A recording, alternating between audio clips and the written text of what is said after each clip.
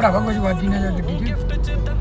ਉਹ ਜਰਾ ਮੋਟਰਸਾਈਕਲ ਵਾਲਾ ਖੜ ਗਿਆ ਉਹਨੂੰ ਦਿਖਿਆ ਨਹੀਂ ਪਿਆ ਰੁਕ ਜਾ ਧਿਆਨ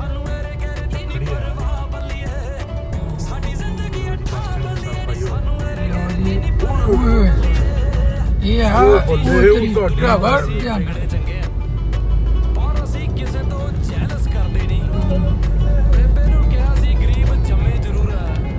ਮੀਂਹ ਆ ਗਿਆ ਸੜ ਗਿਆ ਧਿਆਨ ਨਾਲ ਭਰਾਵਾ ਕਿਸੇ ਨੇ ਨਹੀਂ ਦੇਖਿਆ ਹੋਣਾ ਆਪਾਂ ਦੇਖਿਆ ਇਹ ਅੱਧੀ ਦੁਨੀਆ ਸੁੱਤੀ ਪਈ ਹੈ ਰਾਤ ਦੇ ਵੱਜ ਗਏ ਨੇ 2:15 ਹਾਲਾਤ ਹੋਏ ਪਏ ਸ਼ਹਿਰ ਦੇ ਮੰਮੀ ਦਾ ਫੋਨ ਹੁਣੇ ਇੱਕ ਦੋ ਟਰਾਂਸਫਾਰਮਰ ਸੜੇ ਸਾਡੇ ਸਾਹਮਣੇ ਉਹ ਕੈਪਚਰ ਨਹੀਂ ਕਹਿੰਦੀ ਤੁਸੀਂ ਆਪਾਂ ਨਾ ਪਹੁੰਚੇ ਹਾਂ ਕਿਹੜਾ ਚੌਂਕ ਆ